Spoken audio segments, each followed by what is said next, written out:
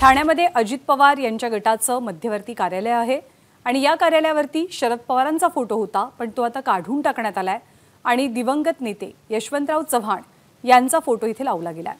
राष्ट्रवादी काँग्रेसमध्ये उभी फूट पडल्यावरती आपले फोटो वापरू नका असे आदेश राष्ट्रवादी काँग्रेसचे अध्यक्ष शरद पवारांनी अजित पवार गटाला दिलेले होते। ठाण्यात अजित पवार गटाच्या कार्यालयात तसंच इतर ठिकाणी शरद पवारांचे फोटो दिसत होते, पण मग कार्यालय आणि इतर ठिकाणांवरून हे फोटो हटवण्यात आलेत। त्यांच्याऐवजी यशवंतराव चव्हाण यांचा चेहरा पाहायला मिळतोय।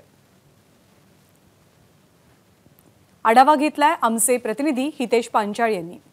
ठाण्याच्या अजित पवार गटाच्या मध्यवर्ती कार्यालयामधून आता शरद पवार यांचा फोटो काढण्यात आलेला आहे। त्यानंतर दिवंगत नेते यशवंतराव चव्हाण यांचा फोटो लावण्यात आलेला आहे। राष्ट्रवादीमध्ये उभी फूट पडल्यानंतर अजितदादाचा मध्यवर्ती कार्यालय असेल की अनेक ठिकाणी बॅनरच्या माध्यमातून शरद पवार यांचा फोटो आपल्याला दिसून येत होता। आताच त्यांची शरद पवार यांनी अनेकदा अजित पवार गटाला असे आदेश दिले की माझा फोटो वापरू नका।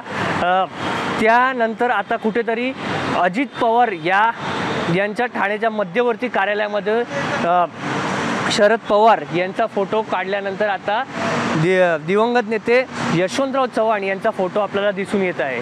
व्हिडिओ जर्नलिस्ट विनय राजवरसह हितेश पांचाळ, ABP माझा, ठाणे।